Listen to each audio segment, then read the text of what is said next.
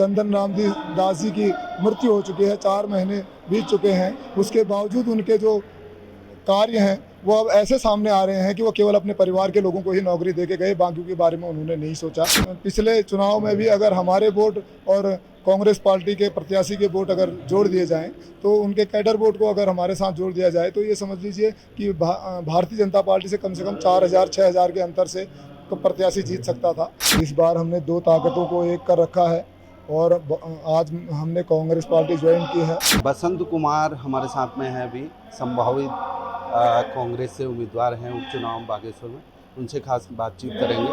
Sir, कैसी तैयारी है बागेश्वर को लेकर? जी, बहुत अच्छी तैयारी है और पिछले समय से भी हम लोग बहुत संघर्ष करते आए हैं।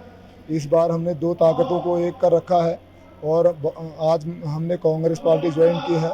जो भी प्रत्याशी कांग्रेस पार्टी का आने वाले समय में उपचुनाव में मैदान पे आएगा, हम पूरे तरीके से कांग्रेस पार्टी को मंजिल पर ले जाने के लिए और सदन में बागेश्वर की आवाज़ को पहुंचाने के लिए संकल्पबद्ध हैं और पूरे तरीके से ताकत के साथ सर, काम करेंगे। पैनल में 2 नाम बताए जा रहे थे, रंजीत दास और आपका नाम आ रहा था।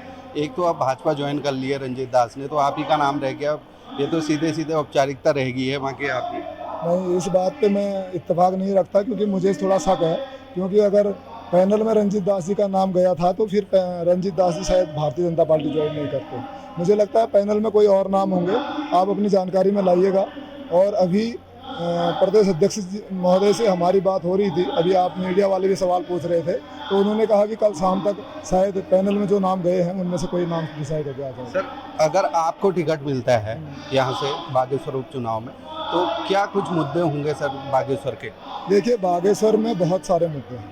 बागेश्वर के विकास के मुद्दे हैं। बागेश्वर को हम उत्तराखंड की काशी कहते हैं और इस काशी को हमने एक टूरिज्म के क्षेत्र के रूप में आगे बढ़ाना है। बागेश्वर के लोगों के रोजगार का सवाल है, नगर के विकास का सवाल है और बागेश्वर क्षेत्र के संपूर्ण भूभाग में अगर हम देखें तो ये जो है ना, हिमालय की जड़ पर बसा हुआ प्रदेश है हमारा और चांदी का इसका मुकुट है।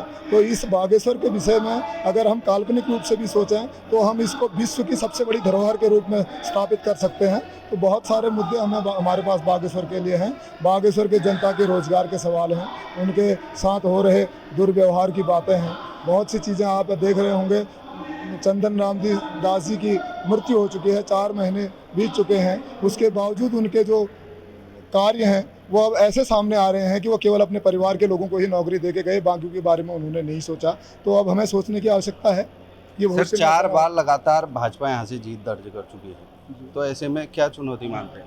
देखिए, मैं चुनौती अब नहीं मानता। अब इसलिए नहीं मानता, भाजपा शायद जो जीत 4 बार यहाँ पर दर्ज की वह केवल हम लोगों के आपस में बटे रहने की वजह से हुआ और अब हम लोगों ने एकता दिखाई है। कांग्रेस पार्टी में आज आप देख रहे होंगे कम से कम 200 से 300 आदमी के साथ मैंने ज्वाइनिंग की है और पिछले चुनाव में भी अगर हमारे वोट और कांग्रेस पार्टी के प्रत्याशी के वोट अगर जोड़ दिए जाएं, तो उनके कैडर वोट को अगर हमारे साथ जोड़ दिया जाए तो ये समझ लीजिए कि भारतीय जनता पार्टी से कम 4,000-6,000 के अंतर से प्रत्याशी जीत सकता था। आपस में वोटों के ध्रुवीकरण होने से प्रत्याशी चुनाव हारा है। भारतीय जनता पार्टी अब बहुत नीचे लेवल पे रहेगी और कांग्रेस पार्टी अपनी सीट बहुत बेहतर तरीके से जीत कर ले जाएगी।